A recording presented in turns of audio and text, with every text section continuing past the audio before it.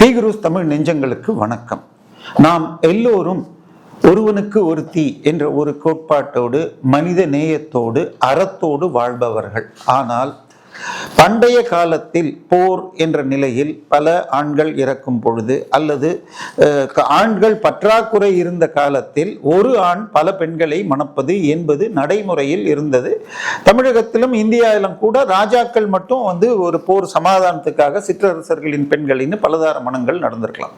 ஆனால் பொதுவாக நாம் அனைவரும் ஒருவனுக்கு ஒருத்தி என்று வாழ்வதே ஆணுக்கு பெண் இங்கு குறைவில்லை என்பது பாரதி பாடிய பாட்டு. ஆனால் இன்னைக்கும் வெளிநாட்டு மதங்களில் பலதார மனம் அது எதுலேயும் மிகவும் நிச்சயமாக அனைவரும் அறிந்தபடியாக பெண்களை சாக்குப்பையில் அடைக்கும் முகமதிய மதத்தில் அந்த வழக்கம் உண்டு. அது கூட பரவாயில்லைங்க, அவங்கள ப்ரொடெக்ட் பண்ணுறதுக்காக பர்தா போட வைக்கிறோன்றதெல்லாம் அது ஆண்களற்ற முஸ்லீம் ஆண்களற்ற அத்தனை பேரும் ஒழுக்கக்கேடர்கள், பார்க்கும் பெண்களை எல்லாம் தொட பார்ப்பார்கள்னு அதுக்கு அர்த்தம். ஸோ இது மற்ற எல்லோரையும் அவமானப்படுத்துவது, இது தடை பண்ணணும். இது பல நாடுகளில் தடை பண்ணிருக்கு. இதெல்லாம் கூட பரவாயில்லைங்க. இதை தாண்டி ஒருவன் பல பெண்களை மணக்கலாம்ங்கிறது இந்தியாவில் இன்னைக்கும் 4 பெண்கள் வரை முஸ்லிம் மணக்கலாம்னு இருக்கு. ஆனால் 23 நாடுகளில் முஸ்லிம் ஷரியத் சட்டம் உள்ள பாகிஸ்தான், இந்தோனேஷியா போன்ற நாடுகளில் கூட 2வது திருமணத்தை ஒருவன் செய்து கொள்ள வேண்டும் என்றால் முதல் மனைவியிடம் எழுத்துப்பூர்வமாக இது பலர் சாட்சியாக கையெழுத்து வாங்கிட்டு தான் பண்ணணுன்றது. இந்தியாவில் அது கூட கிடையாது. ஆனால் இதெல்லாம் பரவாயில்லைங்க.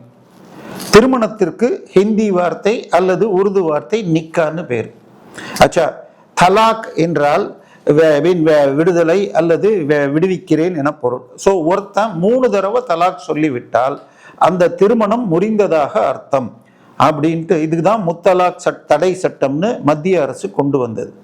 3 தடவை ஒரு முஸ்லிம் ஆண் முஸ்லிம் பெண்ணிடம் தலாக் சொல்லிவிட்டால் அந்த திருமணம் முறிந்து விட்டது என்பதால் திருப்பி அதே கணவனுடன் சேருவதற்கு ஒரு வழி வச்சிருக்காங்க. இதுக்கு பேரு நிக்கா ஹலாலான்னு பேரு. அதாவது வேறொரு ஆணுடன் ஒரு நாளாவது படுத்துட்டு தான் திருப்பி அவங்ககிட்ட சேரணுமா. இப்படி செய்வதற்கு பாம்பேல 20,000 ரூபாயிலிருந்து 1.5 லட்சம் ரூபாய் வாங்குற மௌல்விக்கள் இருக்கிறார்கள் என ஸ்டிங் ஆபரேஷன் செய்து இந்தியா டுடேல சில வருடங்கள் முன்னால வந்துச்சு. இது ஒரு பக்கம் தவறு. அதாவது ஒரு கோபத்துல நான் உன்னை விட்டு பிரிகிறேன் ஹலாலா இது தலாக்குன்னு சொன்ன விஷயத்துல. ஆனால் ரொம்ப தீவிரமாக ஆராய்ந்தால் குரான் சட்டங்கள் படியாக முதல் தலாக்குக்கும் 2வது தலாக்குக்கும் 1 மாதமோ 3 மாதமோ இடைவெளி உண்டுன்னு சில மௌல்விகள் கொடுக்குறாங்க. ஆனால் பெண்களுக்கு எத்தனை பேருக்கு இது தெரியும்? சமீபத்தில் அலகாபாத் உயர்நீதிமன்றம் கொடுத்துள்ள ஒரு தீர்ப்பு எவ்வளவு தூரம் ஏழை அப்பாவி பெண்கள் கொடுமைப்படுத்தப்படுகிறார்கள் என்பதற்கு. ஒரு பெண் குழந்தை 16 வயசுல திருமணம் ஆகி உள்ளது.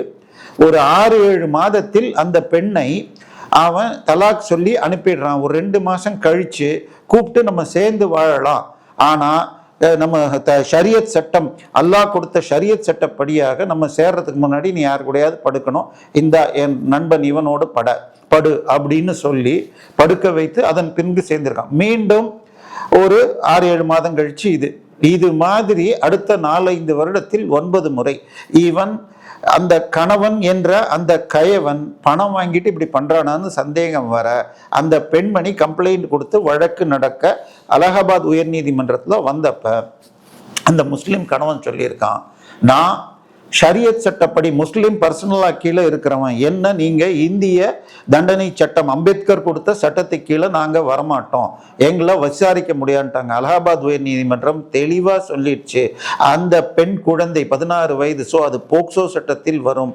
இந்திய தண்டனை சட்டங்கள் முஸ்லிம் பர்சனல் லா போர்ட் ஷரியத் சட்டத்தை மீறும் என்றும் போக்சோ சட்டத்தின் கீழ் அந்த கணவன் விசாரிக்கப்பட்டு தண்டனை பெற்று ஜெயிலுக்கு அனுப்பணும் தீர்ப்பு கொடுத்திருக்கு. ஸோ இது இந்த சட்ட விளக்கங்கள் வெளியில போகணும். ஏன்னா முஸ்லிம்கள் பலதார மனம் என்பது ரொம்ப சர்வசாதாரணமா இருக்கு. பட் இது தன்னுடைய மனைவியை விற்பதற்கு இப்படி எல்லாம் 3 தடவை தலாக் சொல்லிட்டு எவனோடையாவது பணத்தை வாங்கிட்டு பண்றதுன்னா என்ன அர்த்தம்? ஏன்னா நேற்றைக்கு கூட நடிகர் அமீர் கான் 3வது திருமணம் 61 வயதுல பண்ணிட்டார்னு செய்தி வருகிறது. சரி, அது வேற விஷயம். விஷயம். ஆனால் ஒரு அப்பாவி பெண் குழந்தையை கல்யாணம் பண்ணிக்கிட்டு, ஏன்னா இந்தியாவில் 18 வயசு ஆனாதான் திருமணம் பண்ணலான்னு இருக்கு. இது அனைவருக்கும் பொருந்தும்னு தீர்ப்பு சட்டம் சொல்லி வந்த பிறகும் பஞ்சாப் ஹைகோர்ட்லயும் வேறொரு ஹைகோர்ட்லயும் முஸ்லிம்களுக்கு மட்டும் பெண் பூப்படைந்தால் திருமணம் செய்யலான் இருக்கு. ஏன்னா இதற்கு ஆதாரங்கள் முகமது வாழ்க்கையிலேயே இருக்கிறது. ஆயிஷாங்கிறவர் அவர் 9 வயதில் திருமணம் செய்து கொண்டார், பின் பூப்படைந்த பிறகு சேர்ந்தார்னு இருக்கு அப்படிம்பாங்க. ஸோ இது அன்னைக்கு காலத்துக்கும் இன்னைக்கு காலத்திற்கும் பொருந்தாது. எனவே நிக்கா ட்ரிபிள் தலாக்கே தடை செய்யப்பட்ட காலத்தில் தலாக் சொல்லிட்டு நிக்கா ஹலாலா என்பது மிகவும் கீழ்த்தரமான ஒரு வழக்கம். இதை அழகாக அலகாபாத் உயர்நீதிமன்றம் கொடுத்திருக்கிறது. முதல்ல 3 தடவை தலாக் சொன்னா செல்லாது, கைது செய்யலாம் என்பதே இன்னும் பல முஸ்லிம் பெண்களுக்கு போகவில்லை. அடுத்தது இந்த நிக்கா ஹலாலா போன்ற காட்டுமிராண்டித்தனமான சட்டங்கள் ஒழிக்கப்பட வேண்டும். இது அருமையான தீர்ப்பு. ஒவ்வொரு முஸ்லிம் பெண்களும் இதை தெரிந்து கொள்ள வேண்டும். அடிமைத்தனத்தில் பர்தாக்குள்ள அடைக்கப்பட்டவர்கள் நன்றாக படித்து மேலே வர வேண்டும். அதற்கு பல்வேறு விஷயங்கள் மத்திய அரசு செய்கிறது. ஒரு இந்திய பிரஜைக்கும் 5 கிலோ இலவச அரிசி கொடுத்துட்டு இருக்காங்க, மாசம் பருப்பு கொடுக்குறாங்க, எண்ணெய் கொடுக்குறாங்க. இப்படி இவ்வளவு வசதிகள் இருந்தாலும் பெண்களை பூட்டி வைப்பது, வீட்டுக்குள்ளே பெண்ணை பூட்டி வைப்பது என்ற அந்த பழக்கம் போகணும். அதை தாண்டி நிக்கா ஹலாலா, இதெல்லாம் நம்ம பேசுறதுக்கே நமக்கு கஷ்டமா இருக்கு. ஆனால் இந்த தீர்ப்பு அருமையான தீர்ப்பு, எல்லா முஸ்லிம் பெண்களும் அறிய வேண்டிய தீர்ப்பு. நன்றி, வணக்கம்.